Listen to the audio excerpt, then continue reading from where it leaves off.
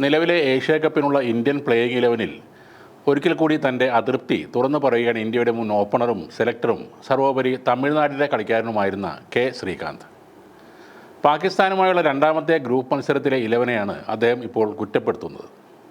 Malayali super താരവും wicket കീപ്പറുമായ Sanju സാംസണിനെ എല്ലായ്പ്പോഴും വിമർശിക്കാറുള്ള Srikanth sir ഇത്തവണയും ആ പതിവ് തെറ്റിച്ചിട്ടില്ല. പാകിസ്ഥാനുമായുള്ള മത്സരത്തിൽ സഞ്ജുവിന് ബാറ്റ് ചെയ്യാനുള്ള അവസരം ലഭിച്ചിരുന്നില്ല. 5-ാം നമ്പറിലായിരിക്കും അദ്ദേഹം ഇറങ്ങുമെന്നാണ് എല്ലാവരും പ്രതീക്ഷിച്ചിരുന്നത്.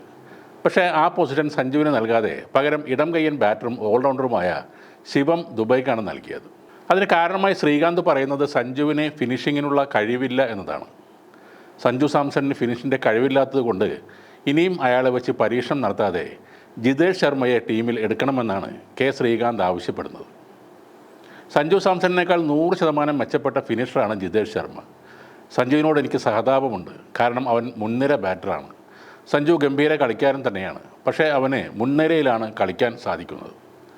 ടോപ്പ് 3-ൽ ബാറ്റ് ചെയ്താൽ എതിർ ടീം ബൗളിംഗ് നിരയെ തകർത്ത് വിടാനുള്ള ശേഷിയുണ്ട്. പക്ഷേ നേരെ ലോവർ ഓർഡറിൽ പോയി ഇതേ രീതിയിൽ കളിക്കാൻ നിങ്ങൾ ആവശ്യപ്പെട്ടാൽ അത് സഞ്ജുവിന് സാധിക്കില്ലെന്നും ശ്രീകാന്ത് പറയുന്നു.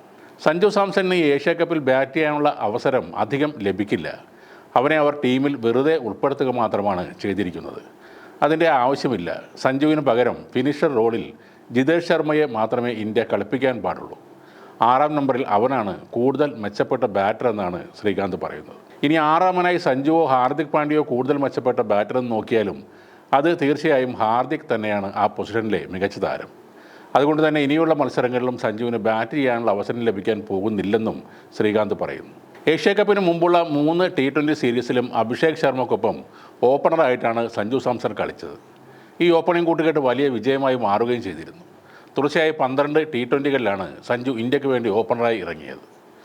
ഈ കളികളിൽ നിന്നും 38 ശരാശരിയിൽ 183.7 എന്ന ഗംഭീരൻ സ്ട്രൈക്ക് റേറ്റിൽ സ്കോർ ചെയ്യാനും സഞ്ജുവിന് കഴിഞ്ഞു. 3 സെഞ്ചുറികളും അതിൽ പെടുന്നുണ്ട്. സൗത്ത് ആഫ്രിക്കയ്ക്കെതിരെ അവരുടെ നാട്ടിൽ 2 സെഞ്ചുറികൾ അടിച്ച സഞ്ജു അതിന് തൊട്ടു മുമ്പ് ബംഗ്ലാദേശിനെതിരെ തൻ്റെ ആദ്യത്തെ സെഞ്ചുറിയും നേടിയിരുന്നു. പാകിസ്ഥാനുമായുള്ള മത്സരത്തിൽ ശ്രീകാന്ത് സാർ പറയുന്ന ഫിനിഷറുടെ റോൾ എന്താണെന്ന് മനസ്സിലാകുന്നില്ല. വളരെ കുറഞ്ഞ സ്ട്രൈക്ക് റേറ്റ് വേണ്ട ആ അവസരത്തിൽ സഞ്ജുവിനെ പോലെ ഒരു വമ്പൻ അടിക്കാരനെ അയക്കേണ്ട യാതൊരു ആവശ്യവുമില്ല. ഒരു ലെഫ്റ്റ് റൈറ്റ് കോമ്പിനേഷൻ എന്ന നിലയിൽ ശിവം ദുബൈയെ അയക്കുന്നതാണ് ഏറ്റവും ഉത്തമം. പിന്നെ മുൻനിര ബാറ്ററായ സഞ്ജുവിനോട് ഇദ്ദേഹത്തിന് സഹതാപം ആണെന്നും പറയുന്നു. അതും എന്തിനാണെന്ന് മനസ്സിലാകുന്നില്ല. ഇന്ത്യൻ ക്യാപ്റ്റനോ കോച്ചിനോ ഇല്ലാത്ത വിഷമം ഇയാൾക്ക് എന്തിനാണ്? ഓപ്പണർ അല്ലെങ്കിൽ 3-ാം നമ്പറിൽ കളിക്കുന്ന സഞ്ജു ഫിനിഷർ ആയി മാറേണ്ട ആവശ്യവും തൽക്കാലം ഇന്ത്യൻ ടീമിനില്ല. നല്ലൊരു ഇന്നിങ്സ് കെട്ടിപ്പടുക്കുക എന്നതാണ് സഞ്ജുവിന് കിട്ടുന്ന ചുമതല. അത് അദ്ദേഹം ചെയ്യുന്നുണ്ട്. അല്ലെങ്കിൽ ക്രിക്കറ്റിൽ ഒരു ഗോഡ് ഫാദർ ഇല്ലാത്ത സഞ്ജുവിനെ വീണ്ടും ഇന്ത്യൻ ടീമിൽ എടുക്കുമായിരുന്നില്ല. ശ്രീകാന്ത് സാറിന് എന്തോ ഒരു സങ്കടമോ വെറുപ്പോ വിദ്വേഷമോ ഒക്കെയാണ് സഞ്ജുവിനോടുള്ളത്. ഇയാൾക്ക് മാത്രമല്ല, ഇയാളുടെ കൂടെ ഓപ്പണറായിരുന്ന പഴയ ടെസ്റ്റ് കളിക്കാരൻ ഗവാസ്കറിനും അതേ അഭിപ്രായമാണ്. ശ്രീകാന്ത് ജിതേഷ് ശർമ്മയെ പ്രൊമോട്ട് ചെയ്യുമ്പോൾ ഗവാസ്കർ ഋഷഭ് പന്തിനെയാണ് എല്ലായ്പ്പോഴും സഞ്ജുവിനെ താഴ്ത്തിക്കെട്ടാൻ എടുത്തു പറയുന്നത്. പഴയ കളിക്കാരോട് എല്ലാവർക്കും ബഹുമാനമുണ്ട്. നിങ്ങളൊക്കെ ചേർന്നാണ് ഇന്നത്തെ നിലയിലേക്ക് ഇന്ത്യൻ ക്രിക്കറ്റിനെ എത്തിച്ചതെന്ന കാര്യവും സമ്മതിക്കുന്നു എന്ന് കരുതി എല്ലാത്തിലും കയറി അഭിപ്രായം പറഞ്ഞ് ആളാവാൻ നോക്കുന്നത് ശരിയല്ല. പ്രത്യേകിച്ച് നിങ്ങൾക്ക് സഞ്ജുവിനെ കാണുമ്പോൾ മാത്രമുള്ള ഈ ചൊറിച്ചിൽ ഒട്ടും ശരിയുമല്ല. അതൊക്കെ തീരുമാനിക്കാൻ ഇവിടെ സെലക്ടർമാരുണ്ട്, ക്രിക്കറ്റ് ബോർഡുണ്ട്. എല്ലാ കാര്യത്തിലും പെൻഷൻ പറ്റിയവർ അധികം അഭിപ്രായം പറയേണ്ട യാതൊരു കാര്യവുമില്ല.